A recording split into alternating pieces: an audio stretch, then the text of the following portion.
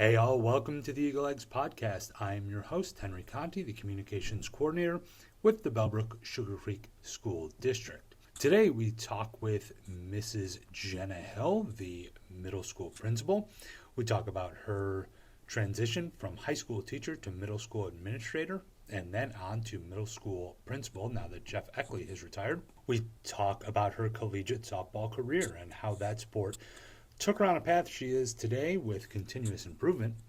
Mrs. Hill is warm, friendly, and as smart as they come. And in a moment, you'll know that to be true as well. So keep listening and enjoy the Eagle Eggs podcast. I think most people in the district know you came from that other school across town. Oakwood, I think we can say it, but tell us real quick how you came to Bellbrook and why Bellbrook was a good opportunity for you. So I taught for 9 years at Oakwood High School. I absolutely loved it there. It was my first job right out of college. I was very fortunate to work in that community. I learned a ton. And in about year 7, I just kind of felt an itch to want to stay in education, but want to do something just a little bit different, kind of impact students kind of in a different way outside of the classroom. So I got my principal's licensure through Xavier, which as UD fans was a little bit difficult to do, but Xavier's program was absolutely fabulous. As I started applying, Bellbrook came up. We actually lived in Bellbrook at the time. We lived in Bellbrook, we moved to Springboro, and then we have moved back. And so I knew Bellbrook had a great reputation. I loved Oakwood, so I actually wasn't really necessarily looking to leave because I loved my job. And I remember having a conversation with my principal at the time as he was kind of asking me what my plans were. And I said, I love my job. So to leave, it had to be the right fit. I actually told him, for example, if Bellbrook ever had an administrative opening, I would, have to want to apply for that. And then just a couple weeks later, the position came open. As Jeff Eckley moved into the head principal position, the assistant came open and applied and was very fortunate to land here. So, what was that transition, high school to middle school students? There's a big change. There's a huge difference. I actually was a little bit nervous about it. I had taught freshmen through seniors. I had actually worked with middle school students in different clubs that I did, running softball camps, and then I actually directed the middle school play there for a couple years. So I had a little taste of middle school. I love it though. My dad taught middle school for 41 years. And he always, would tell me stories and I would think, oh man, I don't know if I could ever do middle school. And boy, was I wrong. I absolutely love it. Middle school is just this really unique time where you're coming out of elementary school. You're given a lot more freedom, more responsibility. It's a place that you get to learn so much, find yourself, make mistakes, and it's all okay. And so middle school is it's so fun. The kids are great. They love to be here. They love to learn. I just love watching that transition from 6th grade, really still kind of elementary school, to 8th grade as they're getting ready for high school, which I feel very passionately is one of our biggest tasks, is getting them ready for high school. So it's just really fun to watch them kind of mature and transform over these 3 years. Yeah. You mentioned softball. Yes. My very professional segue. You played in college at Cedarville University. Baseball, softball is a sport unlike any other, where, my personal feeling, in the field, you better be 90% or better. Yep. At the plate, 30% or better is awfully good. College, maybe a little higher. Dealing with failure, because that's what baseball and softball is. Sure. How does that help you in this job or in any other aspect? Yeah, baseball and softball, I know people might feel strongly one way or the other, but I think I forget what the statistic is, but to be able to hit a ball is like statistically one of the most challenging things to do in sports. Actually, Coach Prime, if you caught that a few weeks ago, he was asked, you played all these different sports, what was the most difficult? And he said, hitting the baseball. So yeah, it's just one of those things mathematically, 3 out of 10, you're considered a successful hitter. Whereas in life, 3 out of 10 on an assignment, at the middle school, we're doing a retake. To me, it's just about celebrating the wins, and that was just something you have to learn about, that life is full of ups and downs. you're going to go 0 for 4 some days, and then other days you might go 2 for 4. And so you just have to learn to celebrate when you get those hits, whether it's on the field or in life. I think just in general, being a college athlete just taught me a lot of life skills, how to manage time, how to kind of channel what you're really passionate about into productivity, into being healthy, into learning a lot about life. It was one of my top memories growing up was being on the soccer field, being on the softball field. I also did plays and musicals, so being on the stage and just knowing it's okay to make mistakes as long as you learn from them. Who are you or what are you competitive with right now? I know, I'm putting you on the spot on this one.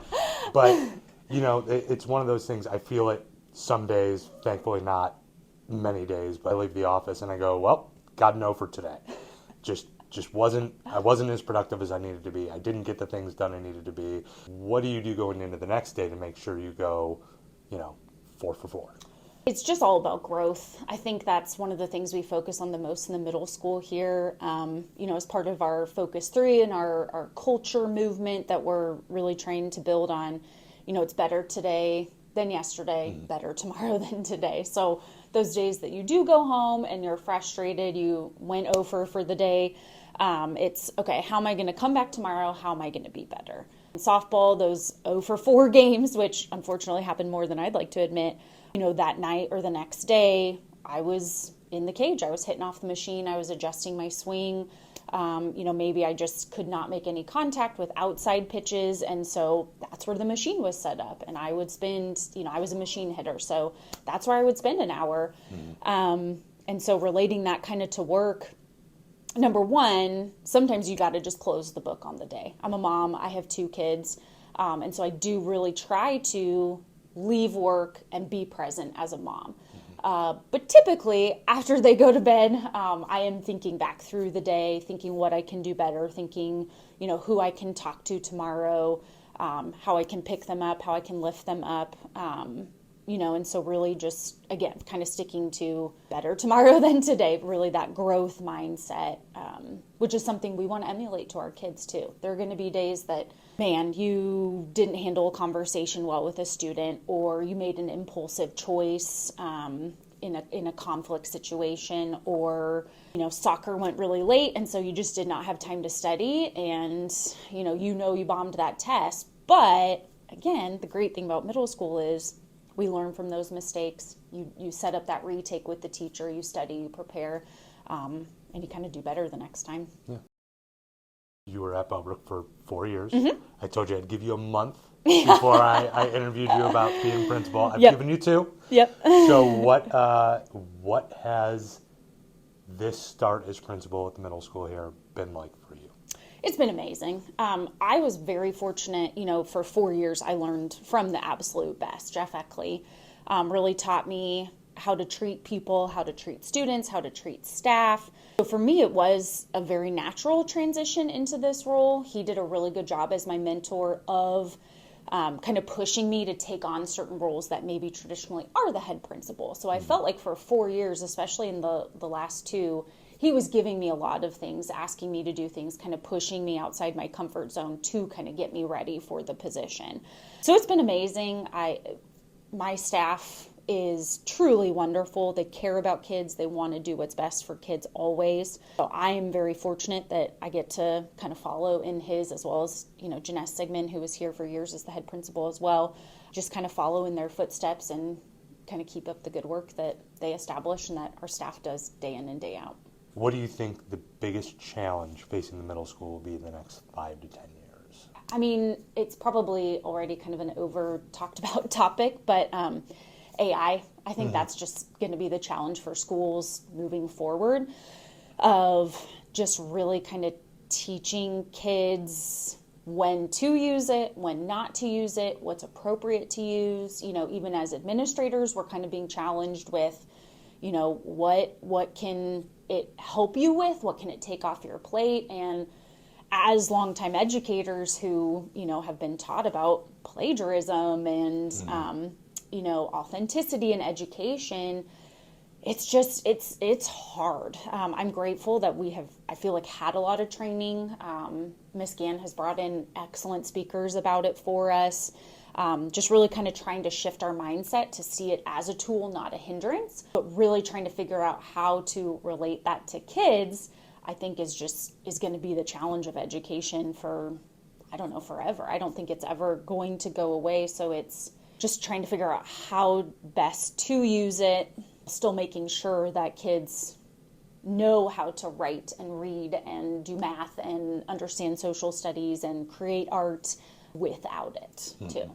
So you mentioned how fall is your favorite, but I know you grew up in California. So when did you first find fall to be a season? Because it had to be when you came out to go to Cedarville. Yes. So I grew up in Southern California, about an hour north of San Diego, kind of deserty. I love the beach. It's my happy place, my favorite place to be. I grew up about like 45 minutes from the closest beach, but we were at the beach all the time. So yeah, we didn't have a whole lot of seasons. It was basically hot, hot, hot, not as hot, and then maybe like 2 or 3 days of rain.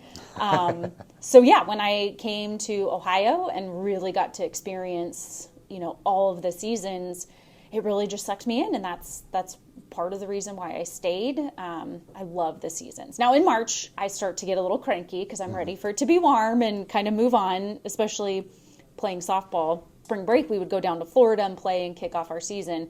And then I remember as a freshman in college coming back and getting ready for our first game, and it was in the 30s, and I thought, this is insane. We're not really going to play in this, right? And sure enough, we did. Had to be a complete shock to the system to be playing softball. Yes. Yeah. I had no idea. I remember calling my dad and saying, I don't know if I can play in there because, I had a terrible game. And he's like, what is going on? And I said, it was just so cold because when that ball hits that metal bat and if it catches it right, and it is so cold. And then I played first base and center field, and catching those balls, if it hits your palm right in that cold, it is painful. So, but I do love fall. I do love the seasons here. Again, I love the snow. I love playing with it with our dog, with the kids. We have so much fun. But by about the end of February or March, I'm ready to head home to California. I bet. Do you think, and I'm going to put you on the spot again here, when we were in middle school, high school, there were technology classes. Technology class was learn how to use Word and Excel. Yep, and how to type. Right, and we're so far beyond that now. Is there a spot in the future where technology class is learn pitfalls of social media and learn, and in that, AI, but also teach them how to use that? Like, in my job, because I'm kind of a dinosaur, but I use social media a lot, but I see all these awesome videos out there and reels, and I'm like, I don't know how to do that. And I get very scared and get very intimidated, and then finally I say, oh, it was just a little icon there that I had to hit. So is there, and probably these kids can teach us many, many things about it, but is there in that realm, is there a technology class that could be had in the future? Oh, yeah. And not just in the future. I mean, our 6th graders and our 8th graders take a digital literacy course, which does teach them the good, the bad, and the ugly of social media.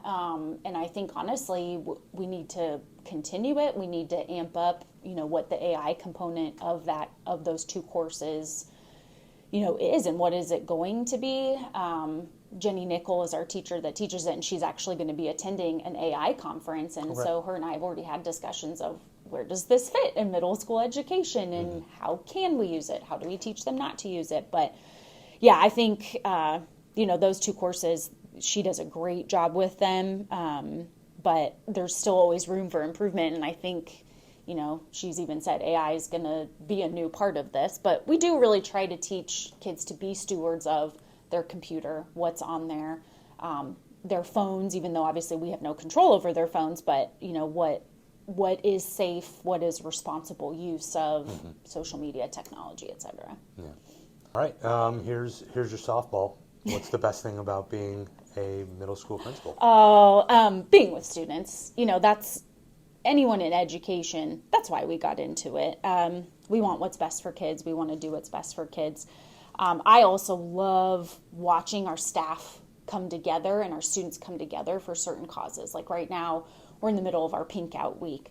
And it's typically one of my favorite weeks of the year. We do spirit days and all that stuff. But Friday, during our class meetings, we've been doing like penny wars all week. And so each teacher has a jar. And at the end of the week, the teacher that has, raised the most money with everything going toward Pink Ribbon Girls, which is a local organization that helps those fighting breast cancer, they get a pie in the face. And so Mr. Killen and I, the class that raises the most money, they get to pie us in the face during their class meeting. So it's amazing to watch. We have such a supportive community, so it's amazing to watch them come together around this cause. The other thing that we do this week is we have little cards and the kids will fill them out during Eagle. And it's just really simple. Today I wear pink for. And we'll post them around the room, around the school. And I think it's just such a good message. There's the idea of the iceberg. You only see, the tip of the iceberg. You don't see what's underneath. And I think it's one of those things when we see almost every kid fill out who they're wearing pink for, it helps you understand, I think, a lot of times where people are coming from. I'm particularly passionate just about that cause because my mom passed away from breast cancer when I was 4. It has heavily impacted my family, my aunts, my grandma, all being diagnosed. Some of my best friends are survivors and fighters. But it's usually my favorite week just because everyone kind of puts aside concerns, differences, whatever it might be, and we just really come together to rally around, local Daytonians through Pink Ribbon Girls and how we can support them in their fight. This is a question posed by Zach Klein. He likes the podcast, so he said, what you should ask. So here you go. If you could go back to the beginning of your career and tell yourself something with the knowledge you have now, what would it be? And would you listen to it? Probably my biggest advice would be slow down.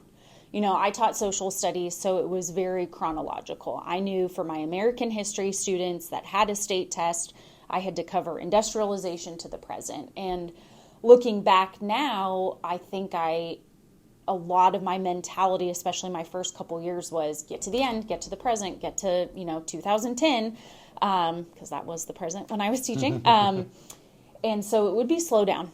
Slow down. Data is so important. Our schools celebrate how good our data is. So I know it's kind of talking out of both sides of my mouth here, but get to know the kids.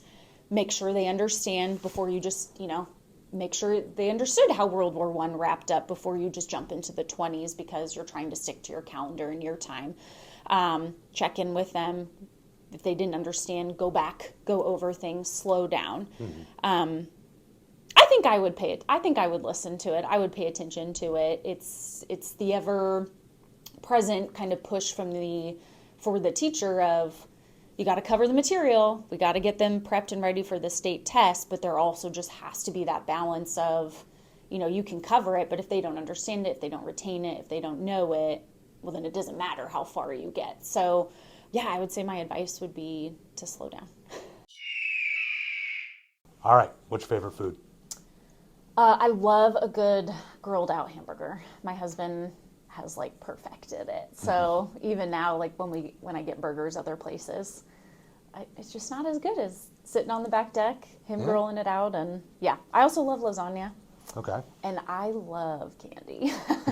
I have noticed. During a lot of our meetings, I have a stash and I'm typically, I love candy.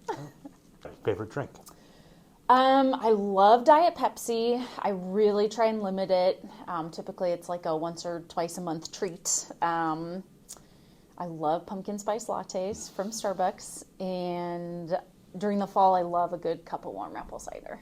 I'm with you on everything but the Pepsi. Favorite movie? You've Got Mail. Okay. You should be seeing a trend of how much I love fall. Yeah, it's just wholesome. I love Meg Ryan, although a student asked me that the other day, and they had no idea what that movie was. They didn't know who Meg Ryan was, and I thought, oh no, this is the sign that I am aging. That's got to be before they're born. It's early 2000s. Probably. Yeah. And I've always been a little bit of an old soul with movies and stuff like that. So even for someone, But that was in your wheelhouse, though. Oh, yeah. I mean, that was right. Nora Ephron. Early 2000s. Yeah. Oh, yeah. Because it was about how email was. Yeah.